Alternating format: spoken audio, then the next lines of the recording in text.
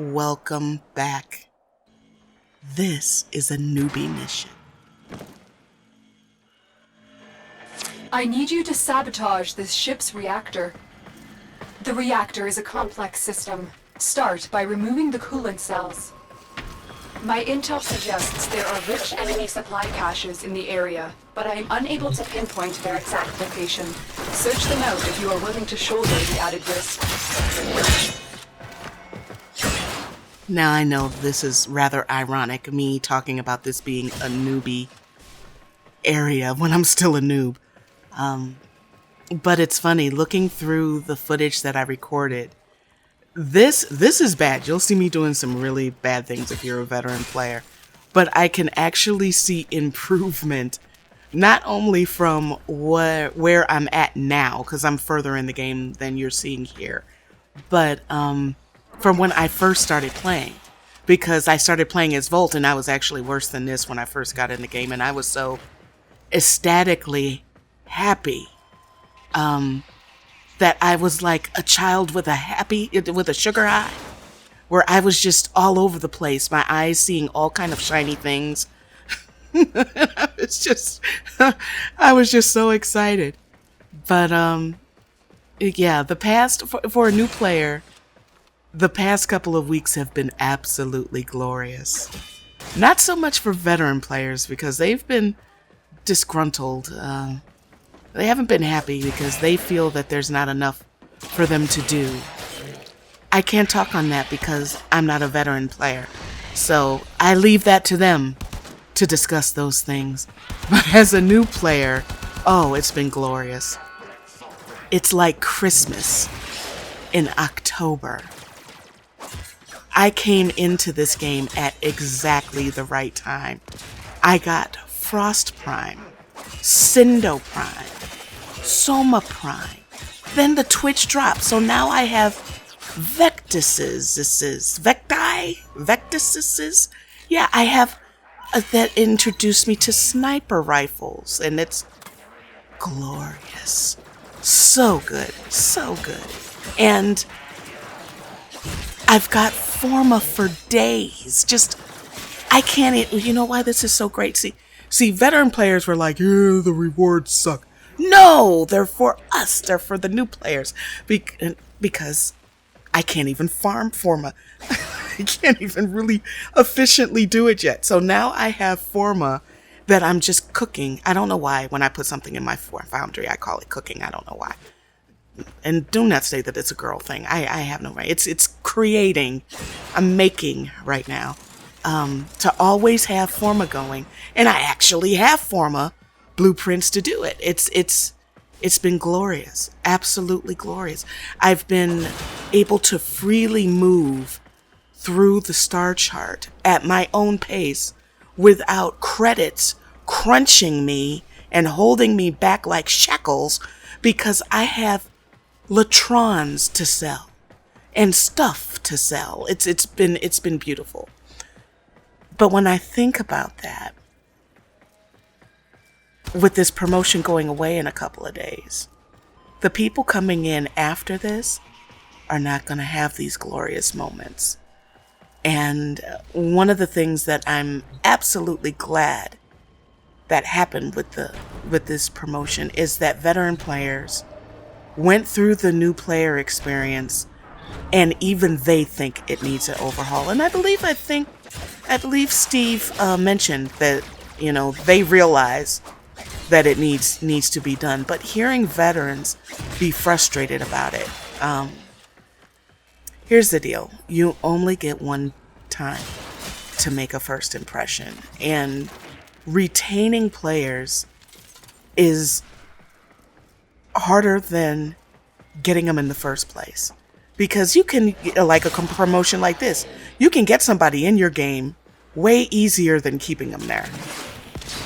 And I understand the business challenge of balancing resources, money, time, etc., and making an older game be attractive to new players and veteran players.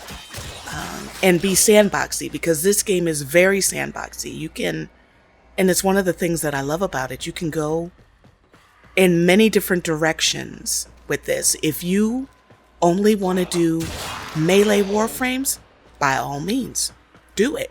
If you only want to do female warframes, you can do it. You can do every warframe and try to get, the highest mastery rank that you can by doing all the warframes and all the weapons. By all means, go ahead. There are many that do not care about mastery rank and will not play a weapon. They will not master it. They will not level it to max rank if they don't enjoy it. Do it. You see what I'm saying? So there's a lot to balance here. And I get that. But, okay, here's a perfect example. Plains of Eidolon. It was advertised. Oh, yeah, you can, as a new player, all you have to do is finish the tutorial. You can go right in. And that was 100% accurate. But what they didn't say is that you do have to go back into the main area, level up regularly to be able to enjoy that area. And I have no problem with that. Absolutely none.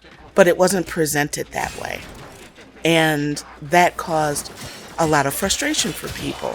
And I got a chance to actually see and hear those frustrations from people during this promotion. So this promotion was a valuable, rich way for Digital Extremes to get feedback that they normally wouldn't get, because people were interacting on a much higher level than they normally would. So I think I recall Steve saying that the new player experience, they know that it needs to be looked at. And I hope in the next year or two that it's there. Because they are intending to put more areas like the plains of Eidolon, one in each planet. Well, you need to fine-tune that so that you don't go through the same experience as you did. Now, the good part about that is the further you go into the star chart, the more sense it makes for it to be gated. Because those planets itself is gated. So to me, I can see where they had a problem there. And, I'm not one to talk, but I think that they should have gated off a portion of the new area to newbies and then let the rest of it be for everybody else. But it's a learning experience. It's something that Digital Extremes will have to balance.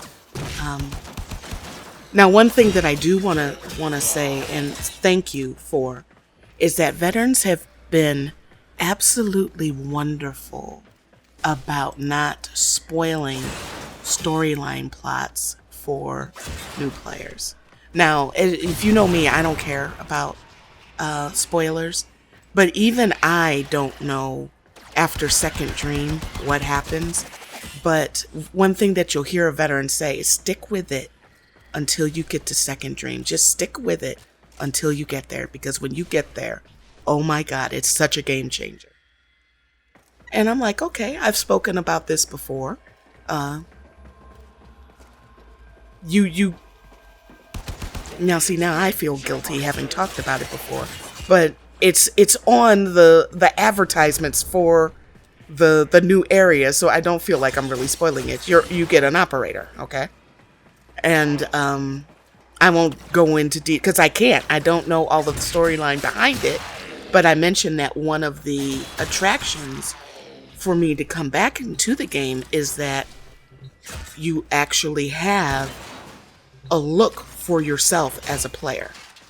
Because the truth is that this Warframe isn't doing all of this. I am as the player, so I like that acknowledgement. But they'll tell you to stick with it until the Second Dream. The Second Dream is a long way off. It is a very long way off as a new player. So if you want to go through and enjoy the game and not rush through the game, it's a way off. So how do you fix that? It would be nice, particularly since, from what Veteran said, the quest line, the story, from a lore standpoint, is not told in order. So it would be nice if Second Dream was opened up a little earlier, but I haven't done it myself, so I don't know how much of an issue that would be to open it up earlier. But to say somebody's got to stick through a good portion of the game to get to the fun stuff is asking a lot for a new player. How do you make that more attractive to do that? And this promotion is going to do it for a lot of people because they've got weapons.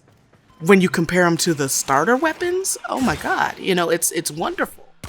But that's just a Band-Aid. What are you going to do? Do promotions forever? No, you fix problems. You fix the root of it so that you can have better promotions, because you're just going to end up annoying your veteran players having a bunch of newbie stuff all the time. So yeah, that's something that needs to be addressed, in my opinion. But I'm looking forward to Second Dream. I really am. More so than the Kubro. This is another example of where you get something, and I think they did it this way. The Kubro is, you see the little thing in the left-hand corner flying behind me? That's called a Sentinel, and it's like your companion. It's with you.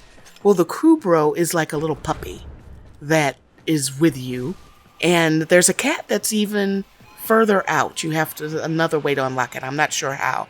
But everybody says that the cat is way better than the dog. So it's like, okay, fine, whatever. It's your your starter. So I'm assuming it's slightly better than Taxon, which is the Sentinel here. And there's other Sentinels that you can have as companions. Okay? But this is the newbie one that you start off with. Now, for me, loving shields, it's gonna take a lot to pull me away from Taxon, because Taxon's ability is to redo, to recharge my shields. You can see when my shield is purple that it's added to my shields, which I love. It makes me more, gives me more survival, which I need. But the issue is that when veteran players were like, you actually have to work this hard to get a Kubro? It's not even worth all of that. And the reason why is because you have to make it in your foundry, and in your foundry, the requirements for it, the materials, is further off into the game. But you get the blueprint for it, like within the first couple of planets. I mean, you get it really, really soon. Like your first or second quest is the second quest, I think it is. You get it early, and then it just sits there, and sits there, and sits there. And I think that they did that to sort of give you a path on what planets you're supposed to go through, like A to B, B to C, C to D, based on resources. But it could be a better presentation for that, I think. So I think that's the things that they've been saying, I think are legitimate. And I look forward to, now that TwitchCon is done, PAX Australia is done, launch is done, this promotion is going to end. I'm looking forward to them, for Digital Extremes, to get back to normal. And I want to see how they address this.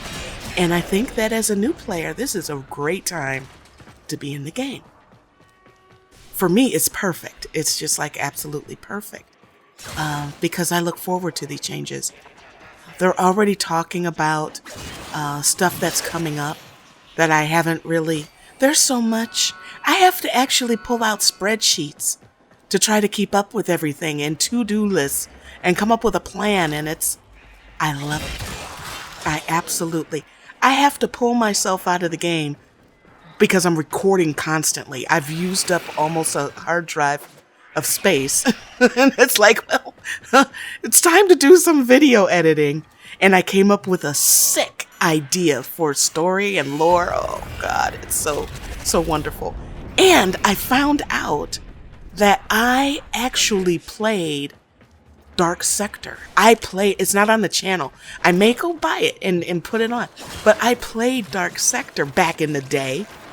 And, I kept thinking, like, this game feels like I played this. Particularly, I didn't notice it so much when I played under Volt, but I restarted the game and played as Excalibur. And that's when it started triggering me. It's like, okay, wait a minute, I've done this. This is too familiar. So, I'm loving this lore-wise. I have been waiting for a game like this for many years. And I am so looking forward to making more videos on it. And the great thing about it is that it's a complimentary game so that I can do all the other stuff that I want to do, like finish Dragon Age. And there's some Lara Croft goodness. And I have XCOM 2 and Darkest Dungeon, and I have a bunch of shit that I want to play. And it's beautiful. And Ark, let's not forget about Ark, because, uskification. And, which I brought into this game, which you'll see. The lessons of Usk continue. And Nith. Nith is a beast. Oh my God. Yeah, wait till you see that. Nith plays Warframe too. So maybe I can get him to record something with me, because he plays. So, yeah. I'm excited for this. I am very, very excited. This game has made me feel and appreciate and understand how unhappy I've been in other games. And it was worth the wait. It was definitely worth the wait. All right, that's it for this one. Thank you for watching, and I will see you guys in the next one.